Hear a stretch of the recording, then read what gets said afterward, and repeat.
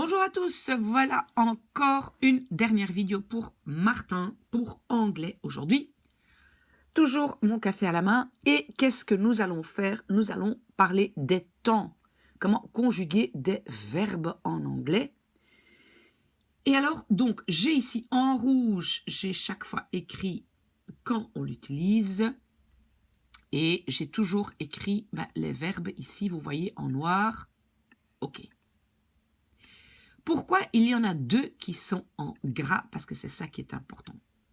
Parce que c'est toujours intéressant de retenir ce qui est différent de notre propre langue. Et je peux dire qu'en général, en anglais, on utilise les verbes un peu comme en français, avec une grosse différence. Il y a une grosse différence, c'est le passé composé et l'imparfait. Et donc, je commence par là et après, je vais faire toute la liste.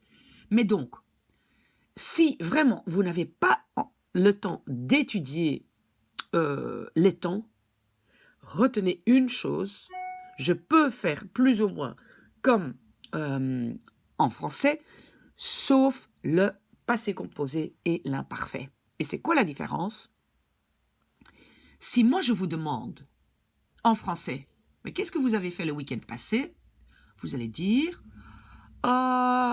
j'ai joué au foot, j'ai mangé un hamburger, j'ai bu quelques bières avec des amis, etc., etc. Vous allez utiliser le passé composé. Donc, on peut dire pour des actions qui sont complètement finies dans le passé, ce que je viens de dire là, on utilise en français le passé composé, mais attention, en anglais, c'est l'imparfait. Je ne vais pas utiliser le passé composé. Donc, si maintenant, je vous demande en anglais qu'est-ce que vous avez fait, vous allez dire I played football, I had a burger with friends, I drank some beers, etc., etc. Ça, c'est la grande différence. Et alors, vous allez me demander si j'utilise l'imparfait pour des actions dans le passé, mais quand est-ce que je vais utiliser le passé composé? I have drunk. Le passé composé, on va l'utiliser pour quelque chose qui a commencé dans le passé, mais ça continue encore maintenant. Si par exemple, vous arrivez chez moi et vous voyez que je suis en train de faire des cookies, je peux dire I have baked cookies depuis 6 heures du matin. Mais je suis encore en train de le faire maintenant. D'accord? Donc, I have baked since 6 o'clock. Alors, donc ça, c'est le plus important. Mais comme je suis là maintenant avec mon exemple des cookies, et après on va le faire systématiquement, mais si maintenant je veux mettre l'accent sur le fait que j'ai commencé à 6 heures du matin, ça a duré longtemps parce que maintenant il est 10 heures et je suis encore occupée, dans ce cas-là, je vais rajouter un ing, parce que le ing en anglais veut toujours dire que quelque chose dure. Donc ça, c'est un élément que vous devez aussi retenir. Quand il y a ing, ça veut dire que ça dure. Mais donc, dans ce cas-là, je ne vais pas dire I have baked, mais je vais dire I have been baking. Ça veut dire aussi jusqu'à présent. Donc, le have, c'est toujours jusqu'à présent. D'accord? Comme ici, I have been. Ça veut dire que ça a commencé, mais je suis encore occupée. Et le ing veut dire que ça dure. J'espère que ça c'est clair. Et ça, ce sont donc les 3 éléments les plus importants. Je répète, quelque chose que tu as fait complètement au passé, c'est l'imparfait. Le week-end passé, quand j'étais petit, enfin ça c'est encore autre chose, désolé, mais quand je demande donc qu'est-ce que vous avez fait le week-end ou le mois passé ou la semaine passée, imparfait. Le have veut dire ça dure encore maintenant. Le ing veut dire c'est quelque chose qui dure. On peut l'avoir au présent, au passé, etc. Et donc, parce que ce fameux ing en français, ce n'est pas dans le verbe, on va rajouter en français en train de. Donc ça se fait complètement différemment. Mais donc compris, drank, c'est complètement dans le passé. Have dure encore maintenant. In, ça dure. Je mets l'accent sur la durée. Voilà. Si vous voulez arrêter la vidéo maintenant, bah, vous pouvez, c'est le plus important, mais je vais quand même vous expliquer tous les temps et quand on les utilise, ce que j'ai marqué en rouge. Après, j'ai fait un petit truc à retenir. Et après, on va aussi voir comment raconter une histoire, comment on fait ça, quel temps on utilise. Et après, il y a quelques exercices. Mais si vous n'avez pas le courage, voilà, vous coupez avant ça. Mais, donc, le présent, ben, souvent, on pense que le présent, c'est pour expliquer quelque chose qui se passe maintenant. Non, ce n'est pas le cas, ni en français, ni en anglais.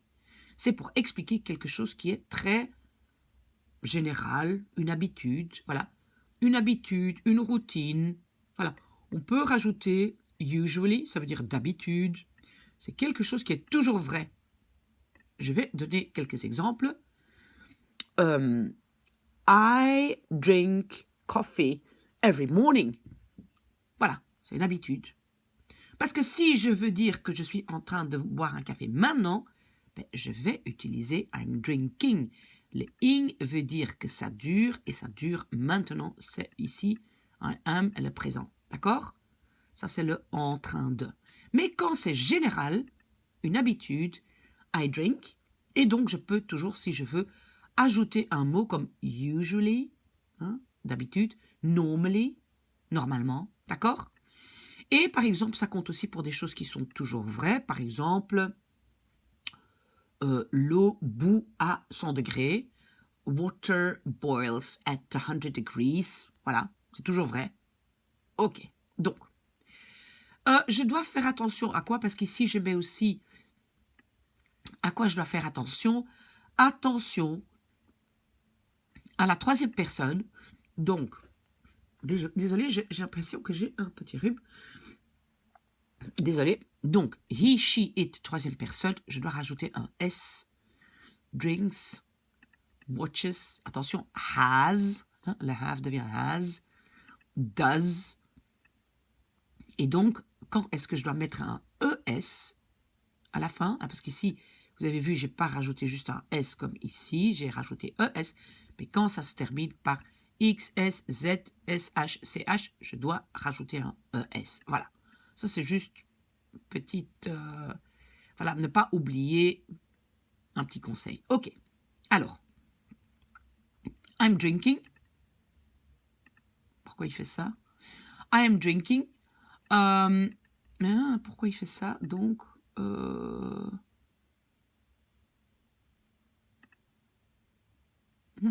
bon, tant pis. Donc, I am drinking, je suis en train de boire. En français, on va utiliser en train de, on ne met pas ça dans le verbe.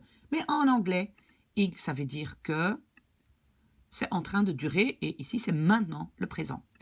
Donc, vous devez bien connaître ici le présent de être. Ça, c'est I am, attention, you are, he, she, it is, we are, you are, they are. Il faut connaître le verbe au présent.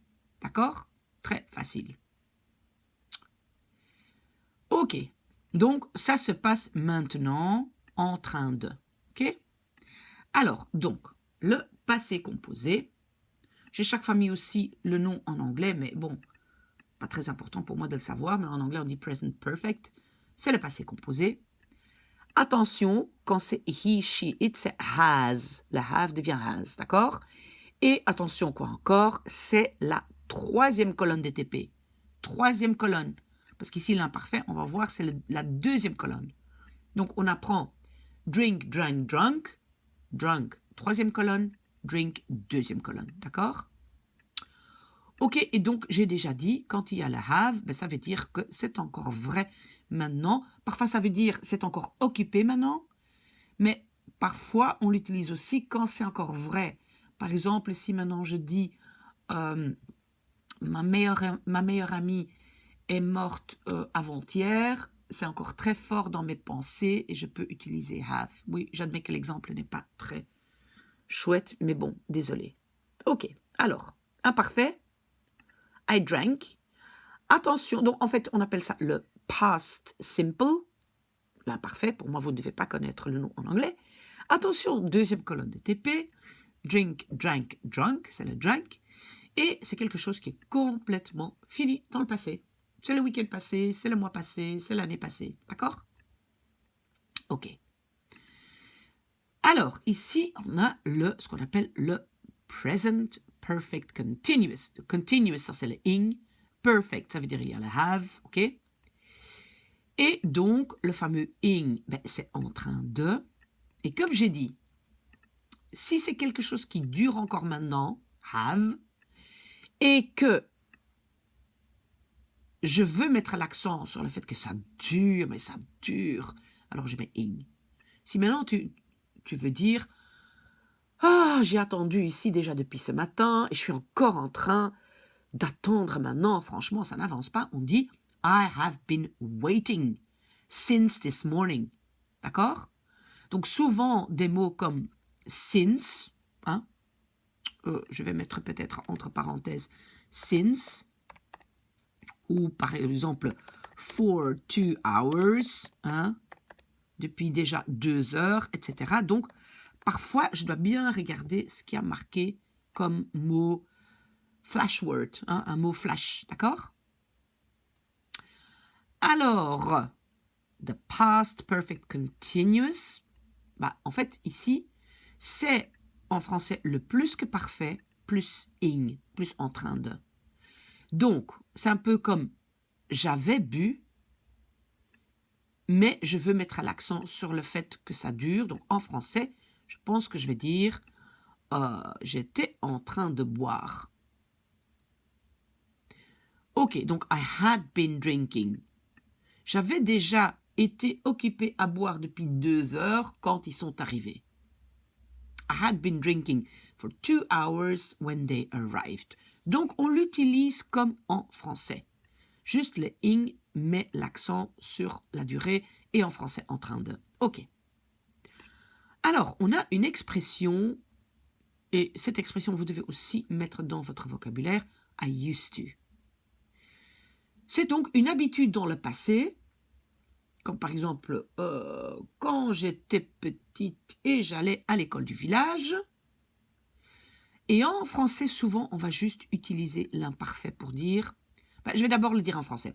Quand j'étais petite et j'étais à l'école du village, j'allais manger à la maison chez moi à midi. Je me déplaçais en vélo, j'avais des chouettes professeurs, donc des habitudes dans le passé, et en anglais, on va alors dire I used to. Alors qu'en français, pour des habitudes dans le passé, on va utiliser l'imparfait. Vous pouvez juste mettre ça dans votre liste de vocabulaire, I used to drink. Si maintenant, vous voulez quand même juste utiliser l'imparfait, hein, I drank, parce que c'est complètement fini, alors c'est bien de rajouter un mot comme par exemple usually, d'habitude, pour indiquer que c'est une habitude. Donc, ou bien vous rajoutez usually, normally, ou bien vous utilisez l'expression I used to drink, I used to take my bike, I used to come home to eat, etc. D'accord? Très bien. Qu'est-ce qu'il nous reste? Il nous reste 3 futurs, et les 3 futurs correspondent plus ou moins au futur en français. Et donc, I'm going to drink, hein, I'm going to, c'est je vais boire.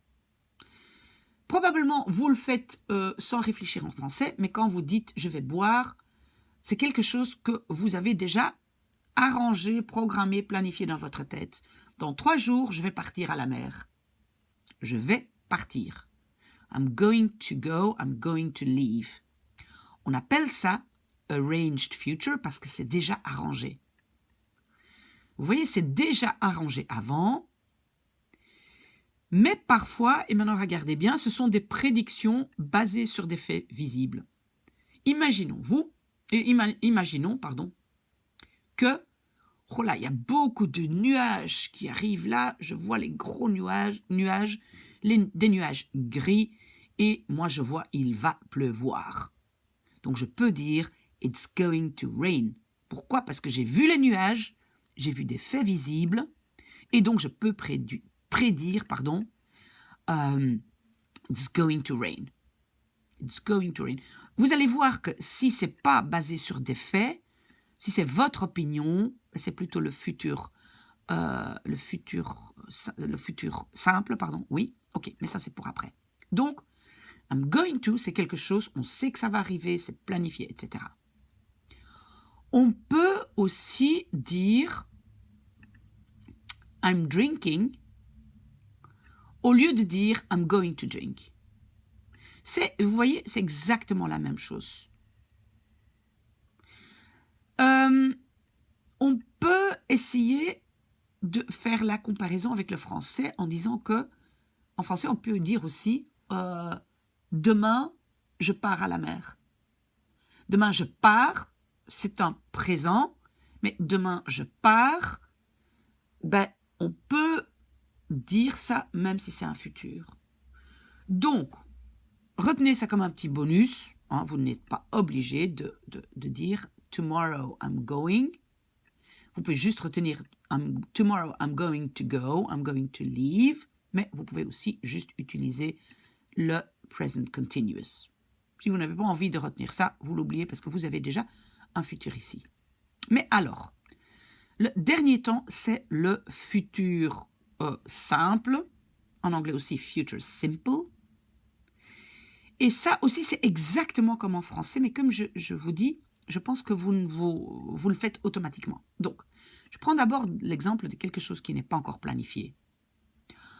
Est-ce que tu vas partir à la mer demain? En fait, je ne sais pas encore. Je pense que je partirai la semaine prochaine. Quand c'est pas planifié, vous dites oui, je partirai plus tard. En anglais aussi, je partirai. C'est le futur simple, c'est I will leave next week. I will, I shall. Souvent, on utilise I will, d'accord? I will leave next week. On le fait aussi pour des promesses. Je te promets, je serai là. Je serai là. I will be there. D'accord? C'est comme je dis, vous le faites, mais vous le faites automatiquement. Alors, comme je dis, des prédictions basées sur une opinion. Donc, quand je dis tu gagneras, moi je suis sûr tu gagneras. C'est pas quelque chose, je ne peux pas observer quelque chose qui me l'indique. C'est encore le jour avant, mais tu gagneras. You will win. D'accord? C'est pas basé sur quelque chose que je vois. Et alors, des faits futurs, oui. En 2024, nous aurons un nouveau gouvernement. In 2024, we will have a new government. C'est juste un fait futur, d'accord? Un dernier petit truc, après on a fini, c'est pour dire, pour suggérer quelque chose. Est-ce qu'on n'irait pas au restaurant? Est-ce qu'on n'irait pas dire bonjour à, etc. On utilise shall. Shall I? Shall we? Shall I help you? Est-ce que je ne t'aiderai pas? Shall I help you? Shall we go to the restaurant? On n'irait pas au restaurant. Donc, shall, c'est en fait plutôt des suggestions. On a fini. Alors, qu'est-ce qu'il faut retenir? Je mets ça peut-être de nouveau dans un petit cadre. Qu'est-ce qu'il faut retenir? Attention au TP. Donc, il faut étudier les TP. Deuxième colonne, imparfait. Troisième colonne, passé composé. OK. Ing indique une durée. OK. Quand je vois have ou has, ça veut dire ça continue encore maintenant. OK. Alors, en général, les temps en anglais sont comme en français, sauf imparfait, passé composé. Là, c'est complètement différent. OK? Alors, si je vois des mots comme yesterday, last month, last week, in 2018, 2 years ago, j'utilise l'imparfait parce que ce sont des choses qui sont complètement finies dans le passé. Quand je vois des mots flash comme ever, already, yet, Since 2020, for 2 months, j'utilise le passé composé parce que ça indique un peu que ça dure encore maintenant. OK? Shall est une suggestion, pardon. I used to, c'est une habitude. Hein? Donc, on peut utiliser I used to work. Et si j'utilise juste le présent, ben, j'utilise un adverbe de fréquence. Très souvent, quite often. Usually. Ça va? OK. Alors, on a encore quelque chose que je n'avais pas encore dit. Les verbes d'état. Et ça aussi, donc, n'ont jamais ing. Mais ça, c'est un peu logique qu'il y a des verbes qui ne peuvent pas durer. Seulement dans certains cas très, très précis. Donc, je commence par le verbe parce qu'ici, j'ai fait toute la liste. Have, think, know, agree, understand, believe, like, want, love, hate, need, be, own, belong, forget, hear, seem. Donc, normalement, par exemple, le verbe know, savoir. Je suis en train de savoir, non. I like, j'aime. Je suis en train d'aimer, non. Croire, je suis en train de croire. Hate, détester, je suis en train de détester. Donc, normalement, ces verbes-là ne sont jamais longs, mais moi, je trouve ça évident. Voilà, je ne les apprends pas par cœur parce que je trouve ça évident. Oublier, forget, je suis en train d'oublier, non. OK. Mais parfois quand même, si maintenant je dis I think, je pense, oui. Mais quand on dit I'm thinking, c'est un peu plus comme oui, je suis en train d'y réfléchir, I'm thinking. Donc si tu veux dire par exemple je pense que je vais acheter une nouvelle voiture, je suis en train d'y penser. I'm thinking of buying a new car. Donc parfois quand même, mais en général pas de ing. J'espère que ça, vous comprenez. Moi, je ne les apprendrai pas par cœur. Encore un truc, c'est raconter une histoire. Et on va le faire tout de suite pour ceux qui ont encore le courage. Donc, raconter une histoire. Quand ce sont des actions qui étaient complètement dans le passé, on le sait, c'est l'imparfait. I went to the park. Je suis allé au parc. Très bien. Quelque chose qui est en cours pendant les actions. Donc, I went to the park. Et entre-temps, le soleil brillait. Donc, the sun was shining. Donc, c'est le continuous, le ing, mais c'est le past. Was shining. D'accord? On va faire un exercice tout de suite. Hein? Oula, c'est pas un A. Was shining, par exemple. D'accord? Alors, une description au début de l'histoire. Donc, c'est souvent, tu veux mettre un peu l'ambiance. Et c'est la même chose. Tu dis, le soleil était en train de briller. The sun was shining. J'entendais les oiseaux, etc. Et je vais utiliser donc le past continuous pour mettre un peu l'ambiance de mon histoire. Et alors, ici, ce qui se passe avant les actions, oui, donc je peux aussi utiliser parfois un past perfect. Past perfect, c'est le plus que parfait.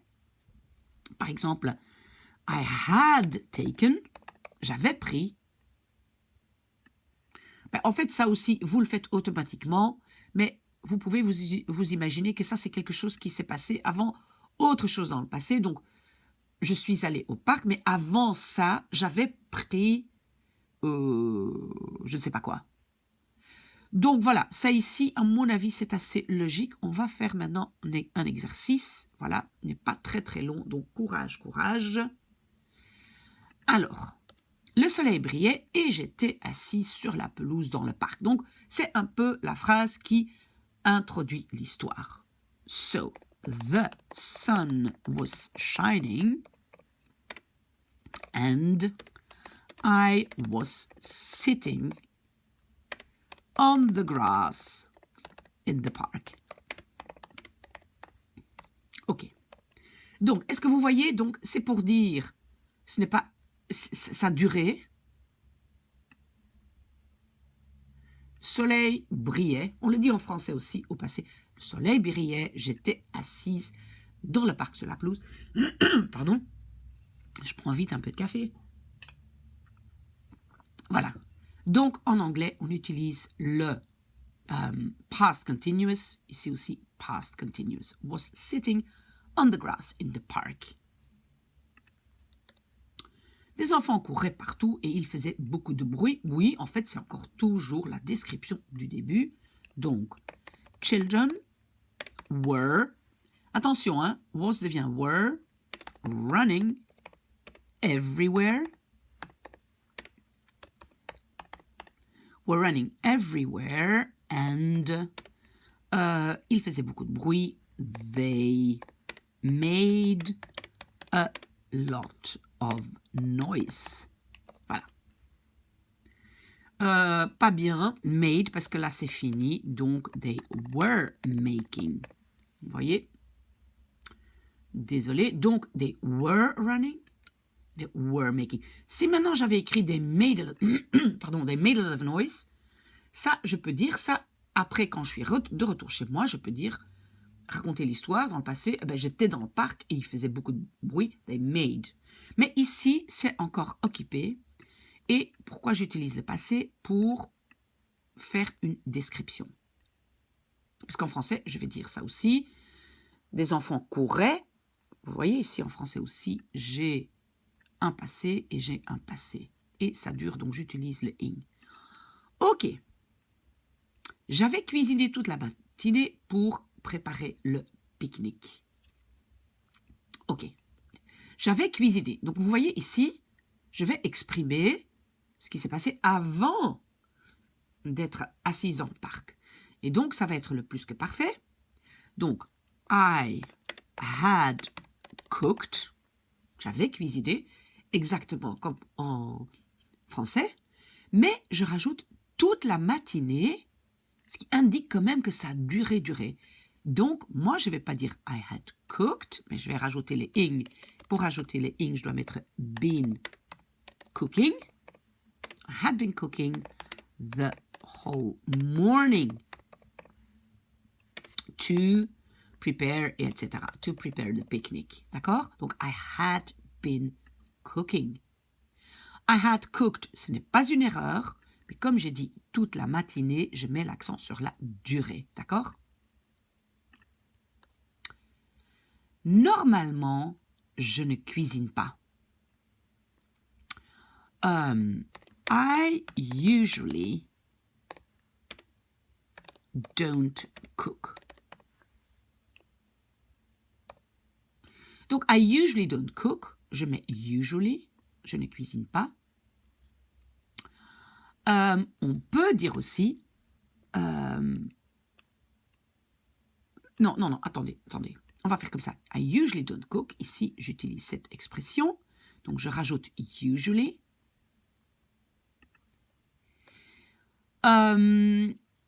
J'achète une pizza à côté de chez moi. Donc, en fait, pour que soit claire la situation, un peu, j'ai l'habitude, donc je fais ça tout le temps, j'ai l'habitude, et je vais dire d'acheter, j'ai l'habitude d'acheter une pizza à côté de chez moi. I used to buy pizza next to my place. I used to buy. Si maintenant, parce qu'ici, en fait, ici, c'est sûr que c'est une habitude dans le passé. Donc, en fait, textuellement, je dois dire, j'avais l'habitude. D'accord? Maintenant, si vous voulez garder le présent, vous pouvez dire, I usually buy pizza. D'accord? Donc, c'est comme je dis, vous décidez d'abord, est-ce que c'est habitude dans le passé, dans le présent? Vous pouvez juste utiliser le mot usually et le rajouter. Ou bien, si c'est une habitude dans le passé, vous pouvez dire I used to. I used to buy pizza. D'accord? En fait, c'est juste pour vous expliquer un peu le fonctionnement. Ok, donc, je suis partie de chez moi à 11 h. Ça, c'est tout à fait dans le passé. I left my place at 11 a.m. Voilà. Donc, c'est complètement fini dans le passé.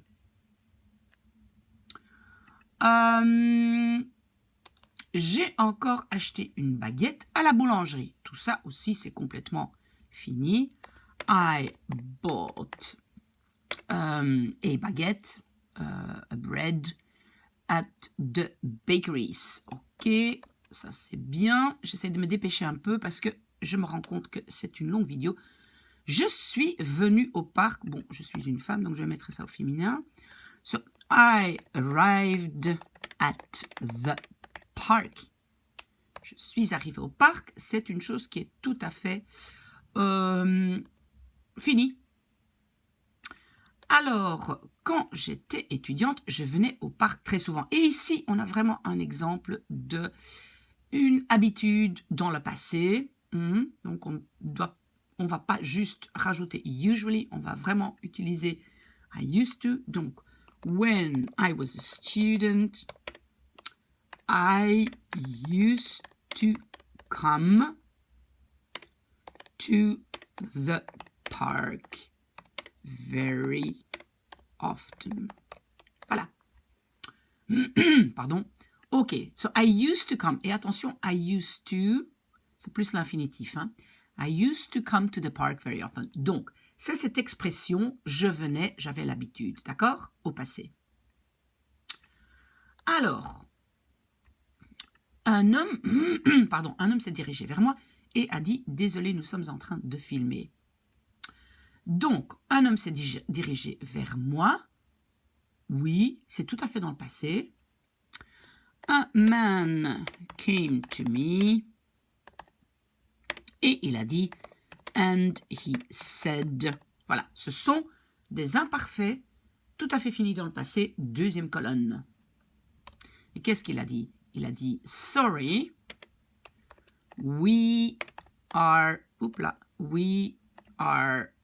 filming. Nous sommes en train de filmer. Il a dit, ok, donc présent, we are, et ça dure, ing. Donc, nous sommes en train de. Vous voyez en français, en train de, en anglais, ing. Pouvez-vous vous asseoir ailleurs?